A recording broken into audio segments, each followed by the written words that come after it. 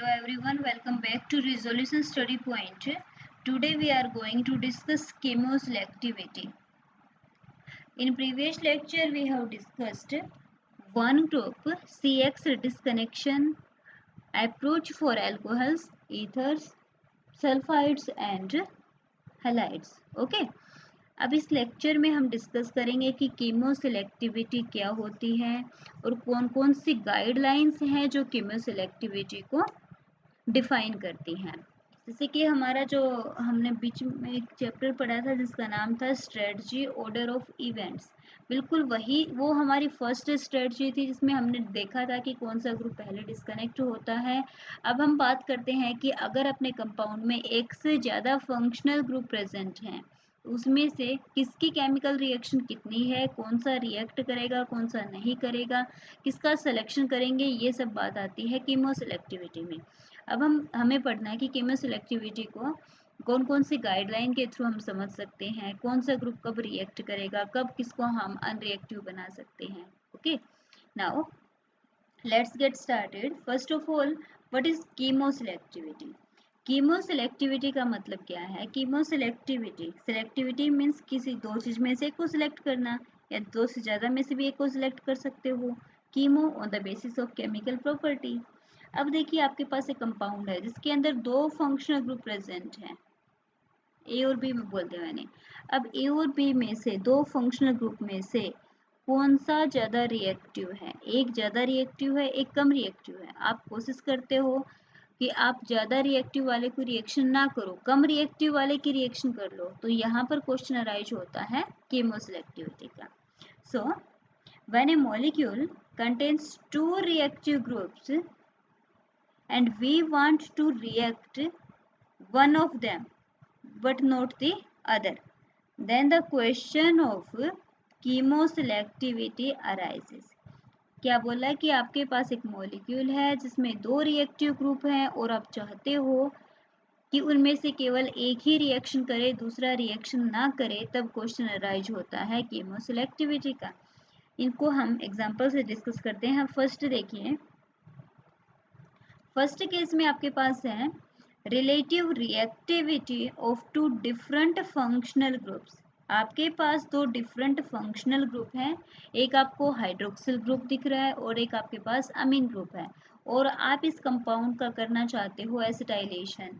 अब दो ग्रुप हैं, दोनों में से जो ज़्यादा रिएक्टिव ग्रुप होगा उसी की एसिटाइलेशन होगी। तो यहाँ पर out of this two functional groups amine is more reactive, that's why acetylation of amine group take place. तो यहाँ पे आ गया ना कीमोसेलेक्टिविटी, दो ग्रुप थे, दोनों में से एक सेलेक्टिवली रिएक्ट करेगा एसिटिक अनहाइड्राइड के साथ। ओके, सेकेंड एग्जाम्पल है reaction of one of the two identical functional group. आपके पास कंपाउंड में दो बिल्कुल आइडेंटिकल फंक्शनल ग्रुप लगे हुए हैं, लेकिन आप चाहते हो कि उसमें से केवल एक ही रिएक्शन करे, तभी हमें कीमोसेलेक्टिविटी का रूल लगाना पड़ेगा। एग्जाम्पल के लिए आपको दोनों के दोनों हाइड्रोक्सिल ग्रुप यहाँ पर दिख रहे हैं, लेकिन आपके जो प्रोडक्ट है उसमें केवल एक का ही मिथाइलेशन हुआ है। इसका मतलब ये हुआ कि यहाँ पर भी कीमोसेलेक्टिविटी डिसाइड हुई है। थर्ड कैटेगरी है the reaction of a group once when it may react again. क्या हुआ कि अगर आपने रिएक्शन की, रिएक्शन करने के बाद जो फर्स्ट प्रोडक्ट बना वो भी उतना ही रिएक्टिव था जितना कि आपका स्टार्टिंग मटेरियल, जो दोबारा से रिएक्शन कर गया, तो यहाँ पे जो आपका रिएजेंट था उसके लिए कंपटीशन हो जाएगा। ठीक है, तो हमें ऐसी रिएक्शंस में भी क्या करना पड़ेगा, कीमोसेलेक्टिविटी। जैसे कि आपके पास सल्फाइड है, जब आपने इसके अल्काइल हैलाइड से रिएक्शन की तो यहाँ पर एक प्रोडक्ट बना, ये भी इतना ही रिएक्टिव है जितना कि आपका ये सल्फाइड आयन था, दोबारा से रिएक्ट करेगा और यहाँ पर थायो ईथर की फॉर्मेशन हो जाएगी। थायोल के सिंथेसिस पे रिएक्शन नहीं रुकेगी। ओके, चलो, ये हमने कुछ एग्जांपल पढ़े जिसमें हम देख सकते हैं कि कीमोसेलेक्टिविटी क्या होती है। अब हम डिस्कस करेंगे कीमोसेलेक्टिविटी को थ्रू गाइडलाइंस, और टोटल कीमोसेलेक्टिविटी को डिस्कस करने के लिए हम 7 गाइडलाइंस डिस्कस करेंगे, जिसमें से फर्स्ट गाइडलाइन है आपकी, first guideline states that when two functional groups of unequal reactivity are present, then the more reactive can always be made to react alone. क्या मतलब है कि फर्स्ट गाइडलाइन ये कहती है कि आपके पास एक कंपाउंड है जिसके अंदर दो फंक्शनल ग्रुप हैं, जिसमें से एक ज़्यादा रिएक्टिव है, एक कम रिएक्टिव है। तो अगर आपको ज़्यादा रिएक्टिव की रिएक्शन करानी है तो आपको कुछ भी नहीं करना, वो अपने आप से रिएक्शन कर जाएगा। ठीक है, फॉर एग्जाम्पल द एसिड, नीचे दिखाएंगे इसकी स्ट्रक्चर क्या है। Needed to synthesize the anesthetic cyclomethacin can be analyzed as an ether, leading to simply starting materials. But will the hydroxy acid react only at hydroxyl group or will the carboxylic group react too? ध्यान से देखिए question को, analysis में समझ में आएगी guideline क्या कहती थी। फर्स्ट आपकी जो गाइडलाइन है ये आपको स्क्रीन पे दिख रही है। इसमें क्या है कि जो आपका ये कंपाउंड है आपका साइक्लोमेथाइसिन, इसका एनालिसिस हम डिस्कस करेंगे।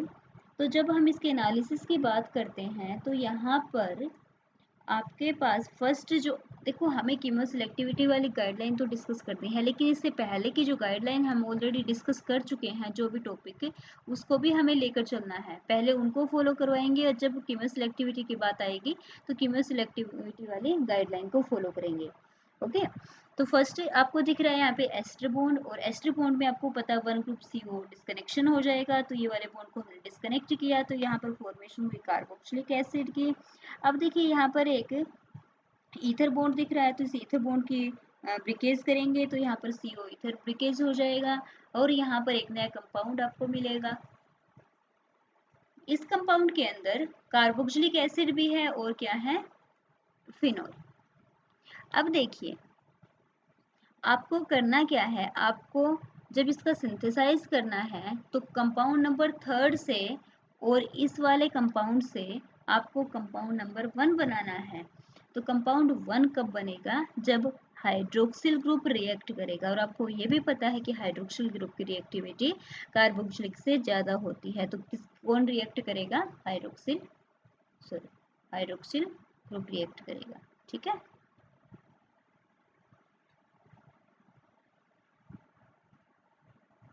ठीक है। हाँ, बात करते हैं सिंथेसिस की। तो जो आपका कार्बोक्सिल और हाइड्रोक्सिल डेरिवेटिव कंपाउंड जो आपको मिला था, इसकी अल्कली के साथ रिएक्शन करेंगे। अल्कली मीडियम में दोनों ही एसिड हैं, दोनों अपने पॉजिटिव को लॉस करवाएंगे। और यहाँ पर हमने लिया है आइडो डेरिवेटिव, और जो रिएक्ट करेगा फिनॉक्साइड आयन के साथ, और जो भी आपका टारगेट मटेरियल था वो आपको मिल जाएगा। ठीक है, फर्स्ट वाला मिलेगा, और फर्स्ट वाले का आप दोबारा से रिएक्ट कराओगे तो वो आपको सेकंड भी मिल जाएगा। अब यहाँ पर हमने आइडोसाइक्लोहेक्साइल कंपाउंड लिया है, साइक्लोहेक्सेन डेरिवेटिव ऑफ आयोडीन लिया है। क्यों भाई, क्योंकि आयोडाइड जो ग्रुप है ये एक बेटर लिविंग ग्रुप होता है क्लोराइड और ब्रोमाइड के कंपैरिजन में, that's why we have taken iodide derivative. Next example देखते हैं। एक मेडिसिन है पैरासीटामोल, जिसका हम कॉमनली एज एन एनाल्जेसिक में यूज़ करते हैं। और जो पैरासीटामोल है बेसिकली अगर केमिकली हम बात करें तो पैरासीटामोल एक सिंपल अमाइड कंपाउंड होता है जो पैरा अमीनोफिनोल की एसिटाइलेशन से प्रिपेयर किया जा सकता है। ओके, देखेंगे कैसे, एनालिसिस समझते हैं हम पहले पैरासीटामोल का। तो पैरासीटामोल के एनालिसिस समझने के लिए ये आपके पास पैरासीटामोल की स्ट्रक्चर है। फर्स्टली आपको यहाँ पर CN डिस्कनेक्शन करना पड़ेगा और ये अमाइड वाला डिस्कनेक्शन होगा, और अब यहाँ पर आपको एक कंपाउंड मिला है जो कि पैरा अमीनोफिनोल है। अब देखिए हमें इस पैरा अमीनोफिनोल का जब हम कंपाउंड नंबर 4 बनाएंगे, रिवर्स डायरेक्शन में जब सिंथेसिस में जाएंगे तो कीमो सिलेक्टिविटी की रिक्वायरमेंट होगी। कैसे भाई, ये OH है और ये क्या है, NH2, दो डिफरेंट ग्रुप है और NH2 मोर रिएक्टिव है तो NH2 वाला का एसिटाइलेशन हो जाएगा, इसका एसिटाइलेशन नहीं होगा। ठीक है, अब अमीन के लिए FGI करेंगे, कन्वर्ट हो जाएगा नाइट्रो में, और नाइट्रो का कर देंगे CN नाइट्रेशन डिस्कनेक्शन और कन्वर्ट होगा फिनोल में। तो बेसिकली पैरासीटामोल को हम बना सकते हैं फिनोल से। सिंथेसिस की बात करते हैं, पैरासीटामोल का सिंथेसिस क्या होगा, देखिए